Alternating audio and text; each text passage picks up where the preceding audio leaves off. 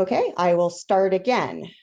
Welcome to the first Learning Labs of 2024. I am Heather Osborn, your Program Quality Director. And with that, I will be giving a presentation on something around club quality, which is the moments of truth. This is something that you should be revisiting regularly with your club because it is all of the steps, all the areas that you need to focus on to give any member or any visitor to your club a good first impression of your club. So you want to make sure that every interaction that folks have with your club is positive. So one of the things is making sure that you have a consistent representation that you're giving to these members or prospective members, and make sure that everything you do is up to standards. So a high quality club encourages and celebrates member achievement, provides a supportive and fun environment like Dungeons and Toast that Janice was mentioning, offers a professionally organized meeting with a variety. In those clubs, all of the officers are trained to make sure that this club quality persists throughout. You want to make sure that people are motivated to achieve their goals. And when clubs exemplify the moments of truth, the members are ensured a safe, supportive environment to achieve their goals.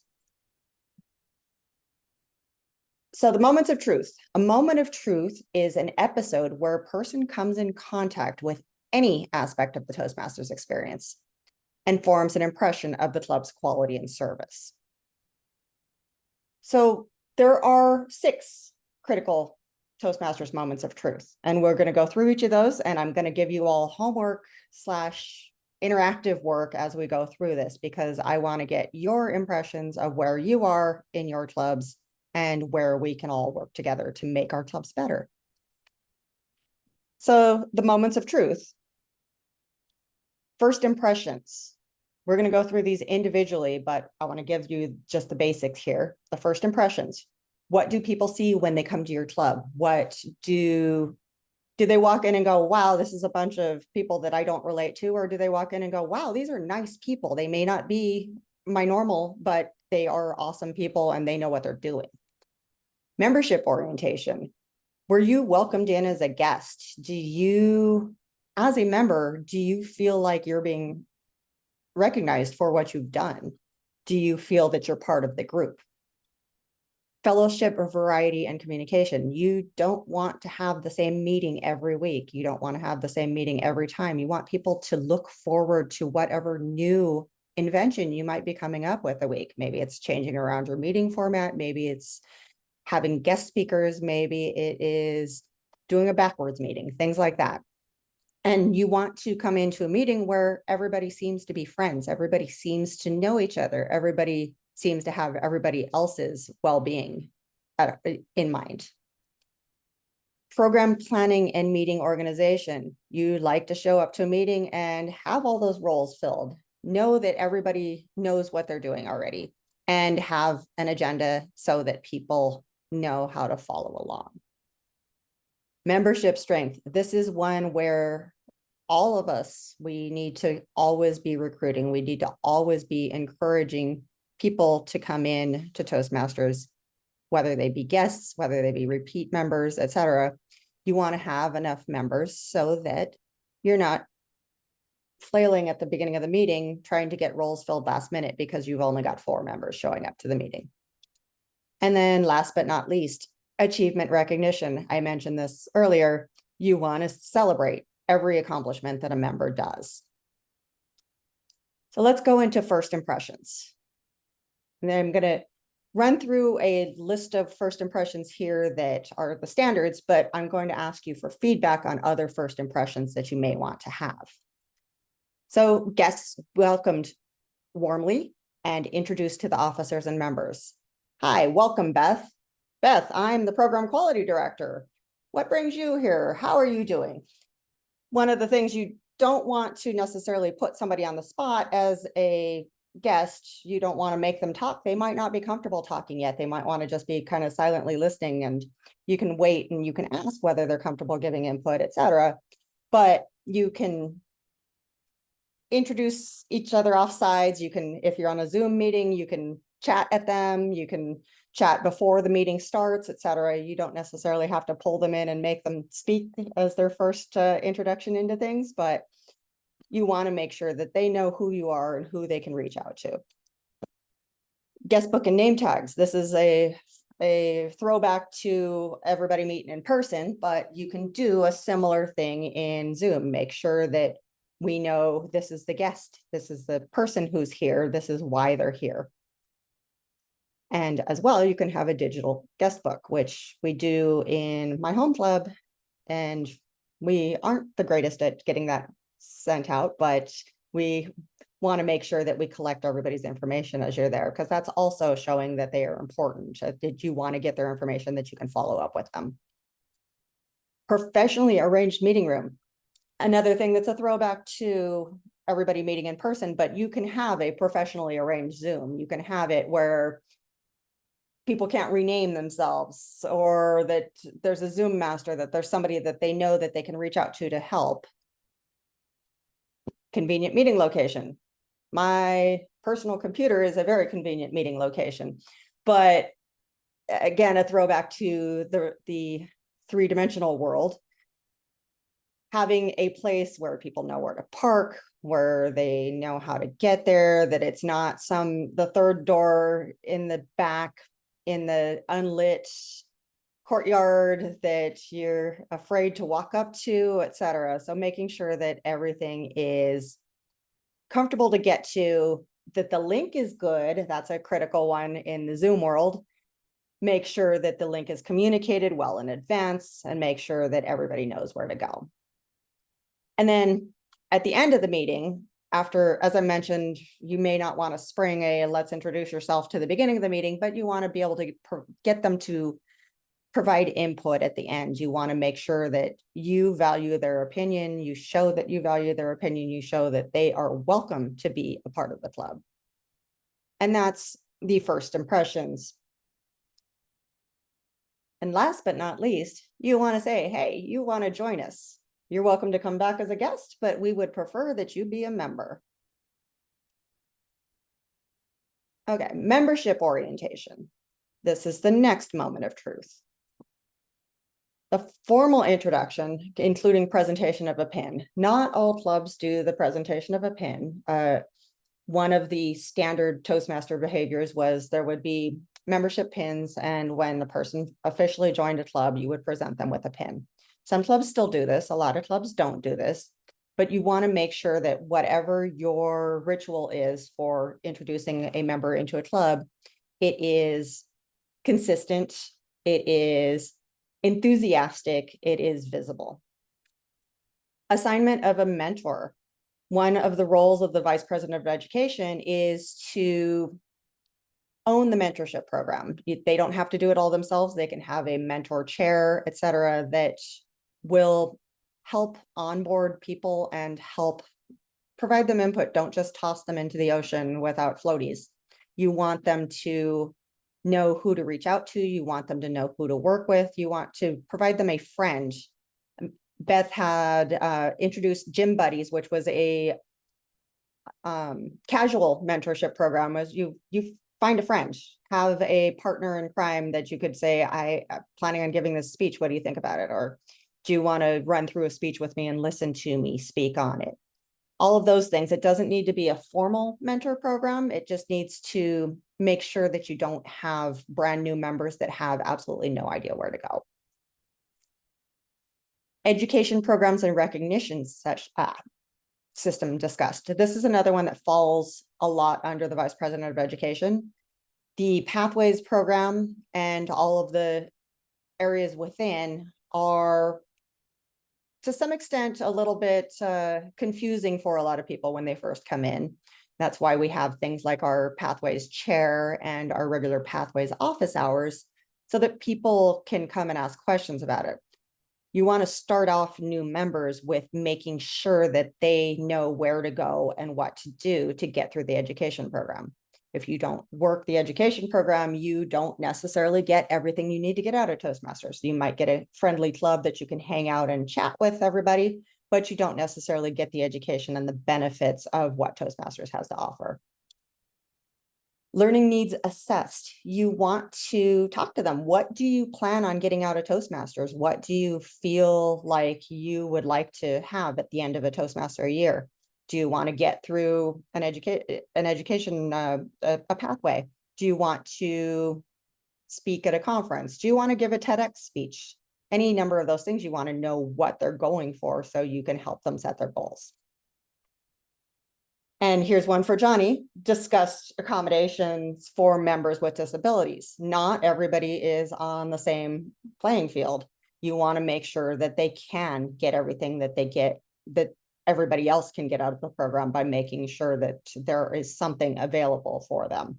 And that's one thing that having virtual meetings helps with. If somebody can't drive, we can still have them be part of Toastmasters. If somebody is blind, we can have them do a different format. We can have closed captions. We can have any number of things to make sure that we include that Toastmasters is inclusive. Everybody can be a member, that everybody gets an experience that is worthwhile to them.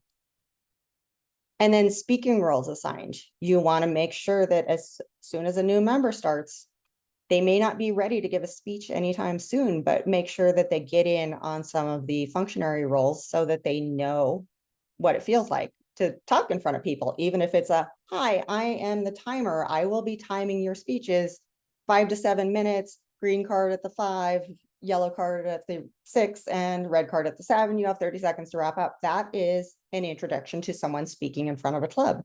So it's not just about getting them to do their icebreaker, although Raven, that would be ideal. It is about making sure that people have an opportunity to speak in front of an audience. And then last but not least, the members get involved in club activities. Our home club packs, we have social activities, our theme being Pasadena arts, culture, history and science.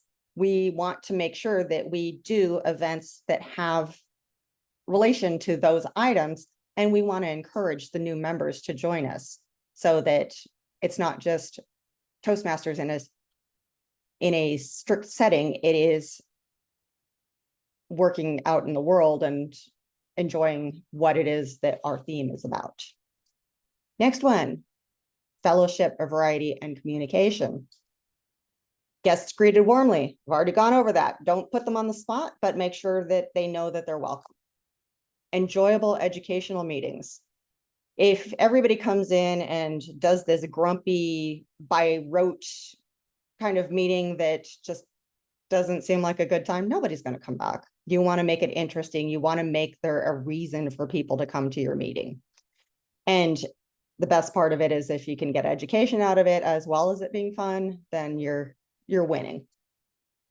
Regularly scheduled social events. I just mentioned that with PAX, we do scheduled social events and we get to see things that are related to things that we want to learn about. Participation in area, district, and international events. As program quality director, I am calling on all of you to participate in events up higher than just the club level.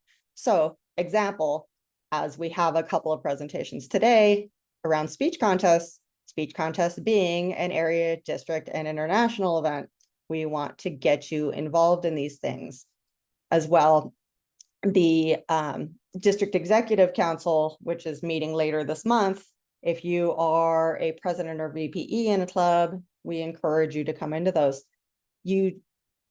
I'll say when I started as a Toastmaster, I was just in my club. And then I went to my first event. I went, wow, this is interesting. There's all sorts of people with all these different perspectives, all of this valuable wealth sea of information that I can learn from by interacting at a higher level than just the club level. Interclub events. We have had Dungeons and Toast come and visit us in our club, and we have also gone to the movies with members of Dungeons and Toast. So it is nice to work with clubs that might have a different perspective than you and see what they're doing and learn from them and pick up ideas from them. Club newsletter and or website updated regularly. We have a weekly newsletter that goes out for my club that invites people to come to the meeting, includes the agenda, talks about, hypes up who is going to be speaking that week, etc. So that is something that you want to have. And I know Raven does the hype, the pitch for Titan Toastmasters. So things like that are what make people feel welcome, make people want to continue to attend. Next, moment of truth, program planning and meeting organization. Programs and agenda publicized in advance. Like I said, the newsletter, that works. Members are prepared to carry out all program assignments. You're the timer, you know how to do the timing job, right? You are the general evaluator, you know how to do general evaluation. Making sure that everybody who's involved feels accountable, feels that they will show up and that they'll be in their seat to do the necessary job. All projects are from pathways. This is one that gets a little fuzzy, not necessarily invalid, but pretty much any speech that you might want to do, you can look at pathways and figure out a way to make it fit into pathways. If you want to talk very excitedly about your kids' baseball team, you might put that into a vocal variety speech because you can get super hyped about it and have hand gestures and wave your hands and all of these things. If you want to talk about how you planned your best friend's wedding, you can put that into an organizational speech that's talking about how you might plan an event. There are a couple of electives that would relate to that. So everything can be worked into a pathways speech. And the best way to make your way through the education goals is to look at all of the pathways that are there and figure out where what you want to speak on can fit in. And there's pathways, presentation mastery is pretty open to a very wide variety of subjects. Meetings begin and end on time. This is a very important one. And this is one of the things that I liked about Toastmasters when I started, was that the goal was to make sure that you ended on time. I'm in meetings every day at work that don't start on time, that don't end on time, that are not even related to the correct time on a clock. I will be sitting there 5 minutes after going, I have to be in my next meeting. And then you make the next one late, you make the next one late, you make the next one late. This is good practice for making sure that everything is on time. Creative table topics and activities. You don't want to, we were talking about table topics before this started, and we were talking about some really awkward questions that could be asked, like what was your first time French kissing? You want to make sure that the table topics are engaging, hopefully not thoroughly embarrassing, although that could be a special meeting, but you want to make sure that everything is interesting, creative, engaging. You, like I said, people don't show up if they're bored. You want to keep it interesting. Positive and helpful evaluations. One of my other clubs does an interesting evaluation format where you evaluate yourself, then you have your formal evaluation, and then you have a round robin evaluation where everybody in the audience can give feedback as well. Things like that are very valuable. You don't learn unless someone gives you suggestions, unless you get feedback on what it was that you spoke about.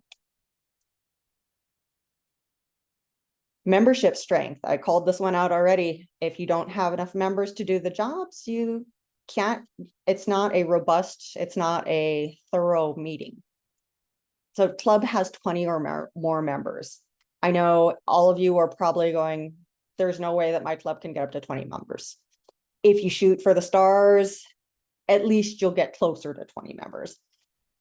You want to always strive to have that 20 members. And I know that's not necessarily realistic in a lot of cases, but you want to make your best effort to get there, because 20 makes it easy. You have people fighting for roles. You have people lined up to be the next speaker. It makes it a much more robust experience, and it doesn't feel like you're begging for the next person to do their speech or begging for the next person to fill in a role.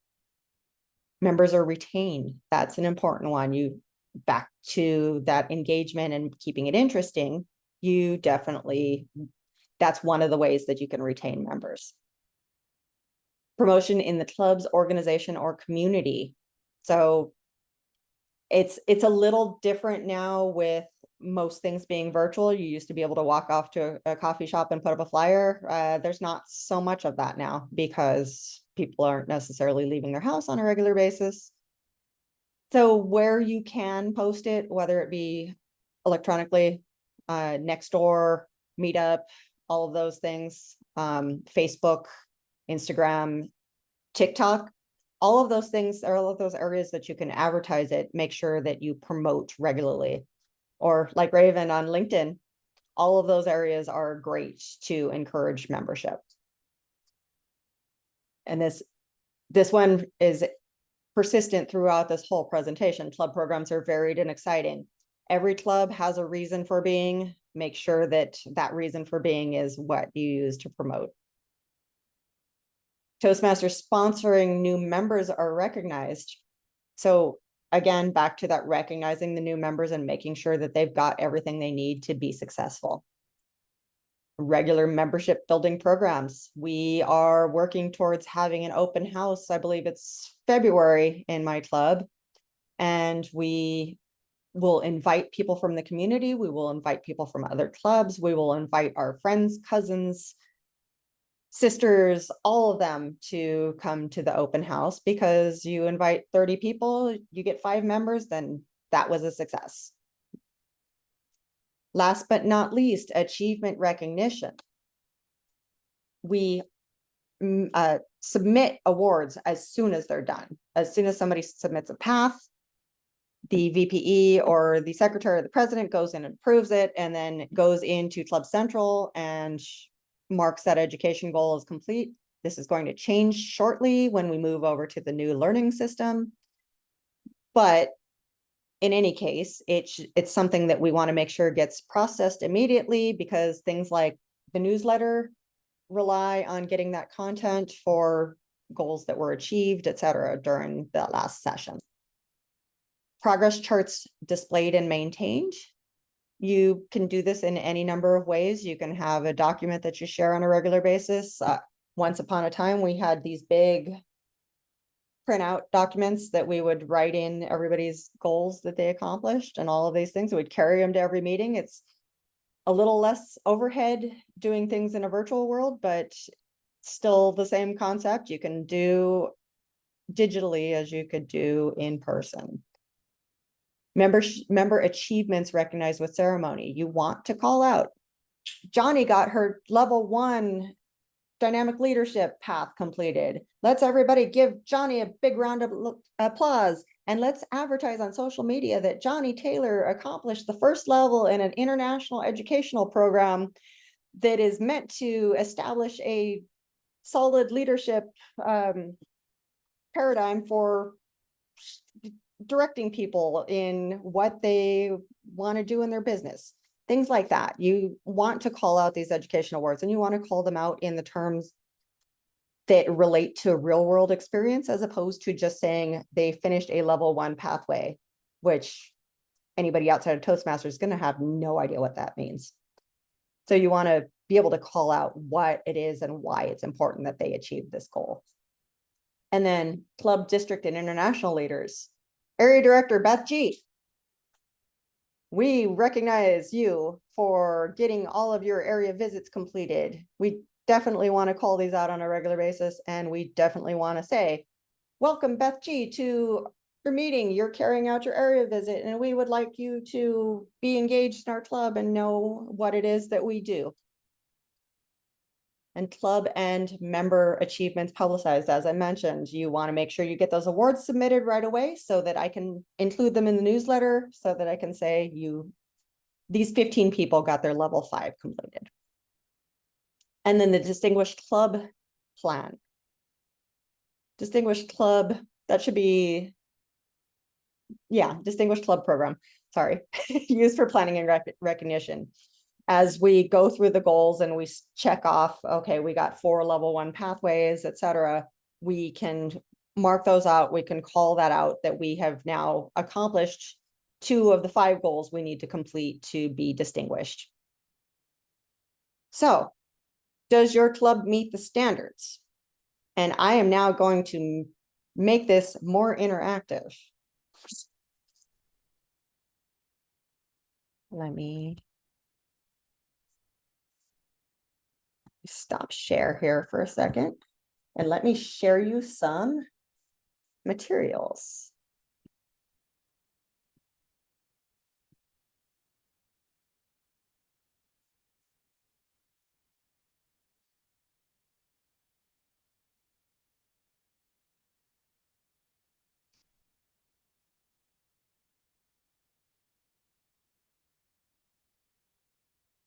Okay, so there's one handout, and then I will share the chart as well. I put them in chat.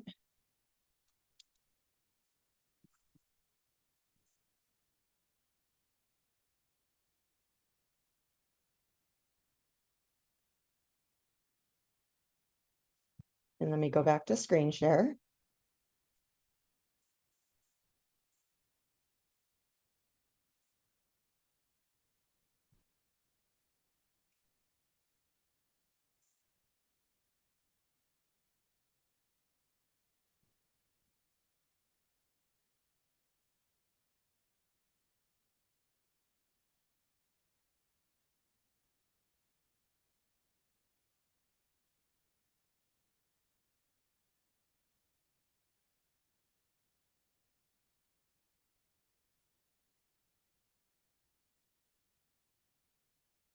Okay. So we are going to talk about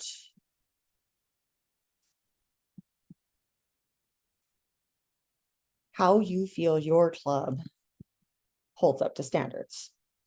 So first impressions, membership orientation, fellowship, variety and communication, program planning and meeting organization, membership strength, and achievement recognition.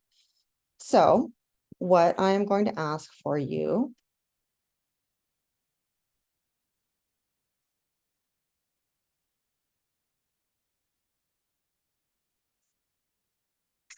I've sent out the handouts. I would like you to, and I'm trying to decide whether we want to break into groups or whether we want to just think about these personally. What do you prefer?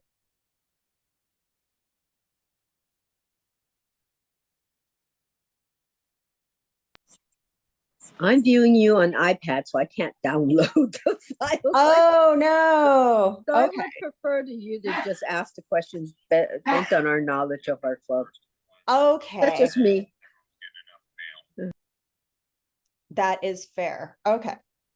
So let's do it this way then. We'll talk about each of the 6. So first impressions. Describe in your club what sort of experience that guests get for their first impression with your club. I'm going to stop sharing because so I can see you all. So I'm going to go around the room and get one item from each of you for what you feel guests' first impression of your club is. And some of you are in the same club, but we can get different takes from everyone. So Johnny is my top left. What do you get?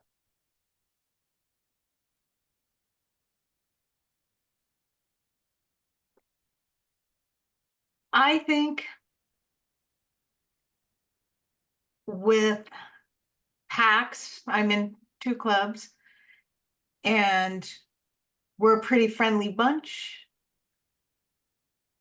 And we have a pretty well organized, except for, those weeks when we're missing a lot of folks, but we have a pretty well organized way of doing things. And I think that we generally get started on time and we get things rolling. We always greet guests. And that was one thing I know we all worked on actually in both of my clubs is when a guest comes in, we don't need 8 people asking that poor person the same question. Leave it to the sergeant at arms, and then the Toastmaster will talk to them and possibly the VPM at the end. But we try to kind of keep it so that they're not overwhelmed and they can just sit and immerse themselves in the experience. Thanks, Johnny. How about you, Janice? I'm sorry, I missed a question. The question is, how would you describe your guests' first experience when they visit your club, and whether these impressions encourage them to return, how welcoming you are, etc.? Well, considering I'm okay, if it's from Dungeons and Toast, we greet them, welcome them as the moment they walk in, they're greeted, they're acknowledged, and then they're asked if they would like to participate throughout the entire meeting. For other clubs that I'm also a member of, we do the same thing because we meet by Zoom. So the moment they pop in, we greet them, welcome them, and there's always on our agenda, that after the first well, usually what we usually do, wait till after all the speakers are done, and then we recognize our our new guests anyway. So that's how we do it. Thank you, Janice. How about you, Judy?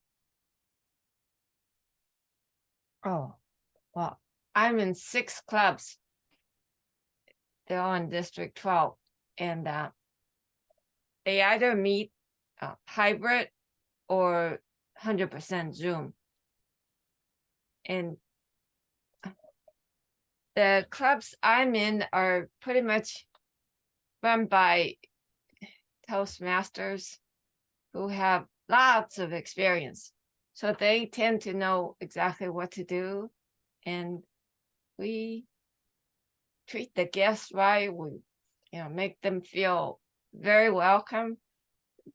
The follow-up, I think, could be better because we don't follow up if they don't show up the second or third time. Although we do ask them if they'd like to be added to the next agenda coming up.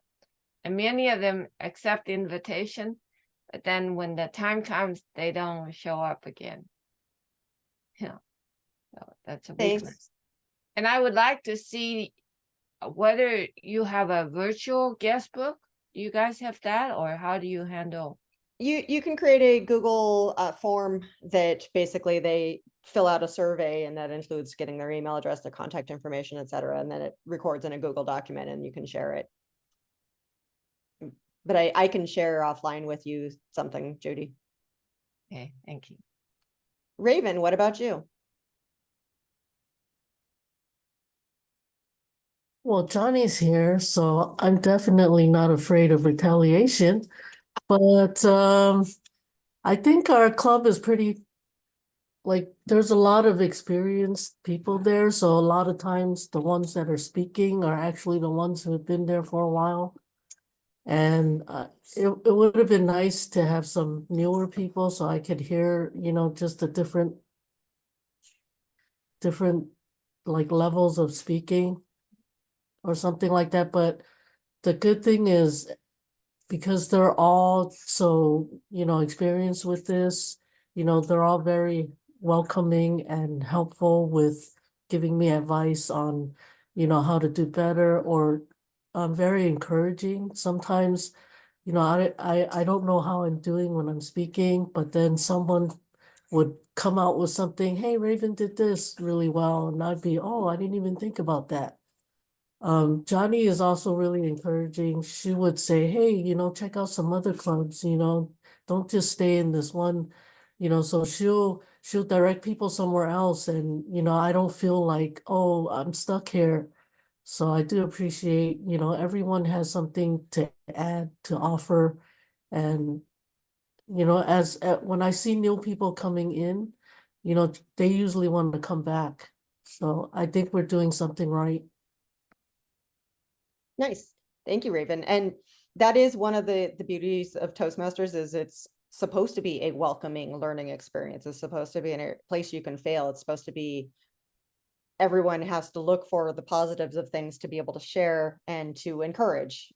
We want to encourage people to continue. We want to encourage people to be their best selves. And the way of doing that is be able to give the feedback and learn from the feedback. And positive feedback, negative feedback, all of those are beneficial to helping us grow.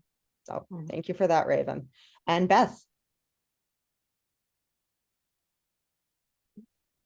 Thanks, Heather. I attended your session today because I just wanted a good review of what I need to assess when I'm going to visit other clubs.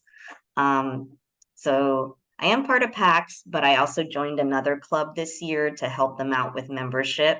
So I'll talk about that club. There are only like 3 to 5 members that are present at any one time. And I had first visited in the capacity of an area director, but after joining, then I became part of the club. I felt that they could have just, gone through the formalities and introduced me as a new member. I think that because of the membership strength is not there, there wasn't the capacity or the bandwidth to do that. So I totally agree with what you were saying about membership, that membership has to be improved in order for more people to do the work, to have the bandwidth to welcome new members. The president does a very good job of following up with members, but that should go under the VPM, So again, when you don't have enough members, there's not enough people, there's usually some people who can pick up the slack, and it seems like in this club, everything falls on the president's shoulders. So we're working on membership. So I can't stress how important membership is. Thank you, Beth. And I will also call out that Beth mentions she wanted to brush up on the moments of truth for the sake of her area visits. The area visits are 100% based on the moments of truth. All of these categories are basically the criteria for which area directors observe the club for. So when you're thinking about this document, these areas, these moments of truth, think about that in terms of what you're going to be presenting to the area director when the area director comes in. And also keep in mind that the area director is here to help you. Their visits are not the Toastmaster police. Their visits are to provide a gateway to the rest of the district and be able to work with them and call out any areas where you might need improvement, where you might need help, where you are completely and utterly lost and would like some assistance from the district, etc. So they're here to benefit you. This particular area of focus, the moments of truth, is the intersection of the two groups and how you can more easily communicate things back and forth. So Virginia, And I also, can I Yeah. add one more thing? Because I have to go pretty soon. Okay. So I guess if everybody's here, then they're more like in this venue, they're more interested in going further beyond the club. So I encourage, if anybody wants to do any of the positions at the district level, because I'm also trying to recruit a successor for next year for area director. So if any of you are interested, I think it goes along with one of the pathways, right? One of the pathway requirements. Is that true? You have to be a district leader to be DTM. Yeah. So I encourage all of you to, even if you are part of District 12, Judy, you can come to District 100 and be in the district to help out for a year. So I'm looking for someone to fill area director positions for next year, and I'm going to have to jump off, but thank you for your presentation today, Heather. thank you for joining us, Beth. Okay, I'll see you guys later. Okay, Virginia. I think my club makes a very good first impression. We are meeting virtually right now, but even when we met in person, all the members, when they saw a new person, would go up and be very pleasant to them before and after the meeting. In a virtual environment, the president opens up and closes the meeting. And at that time, both last year and this year, whoever the president was very warm and engaging and asking the new members why they were there and getting their input at the end. If I were to tell my club where they could improve, I think it is the first impression before they appear, especially in the virtual environment. A lot of times through Facebooks or whatever, there is a request to come to one of our meetings. At that time, in last year's board, we had several people that would reach out to them and say, please come, etc. And in this year, it seems like we're not doing it as much. And I would like our board to get back into that habit. The other thing that they do, and this is a open corporate club, so they have a tendency to follow rules. They tell each person that visits that they can visit 4 times before they have to decide if they want to be a member. And they don't always come consecutively. And I think nobody asked after the 4th time, do you want to join? So last year, even though I wasn't the VP of membership, I started to reach it. And when we had, toward the end, had to reach our 20, we had one person that didn't come 4 times. And I just asked him, I said, can you join right now? And he said, yes. So a lot of the times when you say you can join, you can come 4 times before you make a decision, they think they have to come 4 times, even though they want to join right away. So it's the before and after that I think my club could use to improve this year. Thank you, Virginia. And that's funny. I could see how that would be. Oh, I have to attend 4 times before I can join. No, you can join today if you would like to join today. We just don't want you to come more than 4 times as a guest, because if you come more than 4 times as a guest, you are not necessarily making progress in your education, etc. So definitely makes sense. Elisa, are you here, or are you lurking for the sake of being ready for your next one? I think she's lurking. Okay. So I had one more question I wanted to throw out here. We've got 5 minutes left for my segment. I wanted to talk about the membership strength. This one is a recurring theme because all of us need more members. So let's go round robin again on what you can do, what you think you can do as your club, to how you can add members, how you can get everything filled, how you can have a robust enough club to make it comfortable moving forward, just ideas on membership growth and things like that. So we'll start with you, Johnny.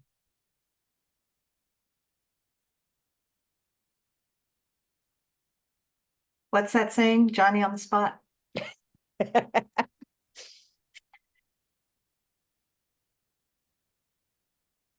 That's a tough one for me. I think people have to resonate with Toastmasters. I've seen people come as guests and they go, that was really cool. I don't want to do that every week. I've seen other people come in and go, that's really cool, but I'm not sure about this group of people. Which is why, you know, when I talked, Raven had mentioned, I always encourage people visit other clubs, because even though, you know, my Titan Toastmasters, we're struggling a little bit with gaining new membership, and it's hard when we do have some really great old timers, and they have such a wealth and breadth of knowledge, but that's a lot. Kind of hard to kind of bring in some younger kids. We're based at a college campus. We lost all of our student membership during lockdown. So trying to get that, so I'm working on the staff level, trying to get more staff involved, because I think if we get some of the younger staff and or faculty, that could bring in some other members. But I think being consistent on Facebook without being, or not just Facebook, but social media presence without being pushy is helpful. We as members could post about our Toastmasters experience. I have seen Heather talk about Toastmaster experiences, and random friends will be like, what's Toastmasters? I'm like, but you've known Heather for 20 years. How do you not know she's in Toastmasters? But she's not pushy about it, but she posts regularly enough that someone eventually catches on, and then she can engage with them on that. So I think having a more consistent social media presence and, you know, trying to really build on your strengths that your club currently has to try to entice new people. Thanks, Johnny. How about you, Janice? I forgot the question again. Membership building. Like, let's get up to charter strength. Let's increase our membership? What ideas do you have for that for your clubs? Okay, I think the most important, we have guests come by, and the thing is always we put them on our mailing list. So when we are having our next meeting, we send them agenda, and hopefully they will, that they will come back again. The thing is, usually we try to do follow-ups and send them emails and everything like that. But the problem here is if they don't respond, they don't respond. We've actually had a few people we would rather attend personal meeting, show up meeting in-person meetings. And so we would at least recommend some other clubs for them. But the thing is right now we are in a really weird situation. It's now 3 to 4 years past COVID. And now the world that we once saw as Toastmasters is definitely new. We have to be able to, what is this word for it? Be able to go with the flow. God, I hate cliches, but that is, you have to go with it and know how to deal with a situation. And I could safely say in the last 2 meetings, I had two sets of weird Zoom bombers, and I was like, gee, thank you so much. I really needed that. So fortunately, I just basically kicked them all out and then just reset my Zoom numbers and everything like that. So that was okay. So now I have to be a little more careful. So there you go. But I think that while we all want to retain members, we also have to remember there are just out there people having the sport of Zoom bombing, So there you go. Yeah, in PAX, we had some Zoom bombers, and we had to actually stop putting our Zoom link up on Meetup because people were bored, and we got lots of inappropriate content. Oh yeah, So much. Yep. How about you, Judy? You have some membership building ideas? Oh, in the old days, it was very straightforward. Let me explain. We had newspapers in each town, and you put events coming up, and people who are educated, you can count on them having subscribed to newspapers. But nowadays, in this tech age, we got Instagram, we got Facebook, we got Twitter, you name it. We got so many social media it waters down our effectiveness and our efforts to reach all these groups because they've been spread out, scattered out. And so, like you said, the Zoom bombers come when you advertise on any of these social medias, but it's a catch-22. If you don't advertise, you won't get them. So we've had our share of Zoom bombers, but we just kicked them out.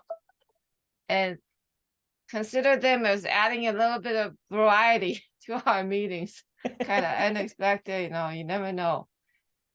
But it boils down to how do you harness the power of social media and reach all these groups that could be potential members, but they're also scattered out. So that's a challenge. Yep. Thank you, Judy. And last but not least, we'll go with Raven, and welcome, Greg. We're just wrapping up the Moments of Truth session, and we'll be moving on to the next one in just a second. So Raven, what are your thoughts on membership additions? I always think that if you look at your club and you try to think about what's working and what's not working, I always think about for as a member, I would have liked like more branding, like how do people know about us, without you having something on LinkedIn, something like posts, or I start to notice that if you talk to people more, I'm starting to talk to people more about Toastmaster because I'm more comfortable with, what's like how to navigate myself. But just the initial,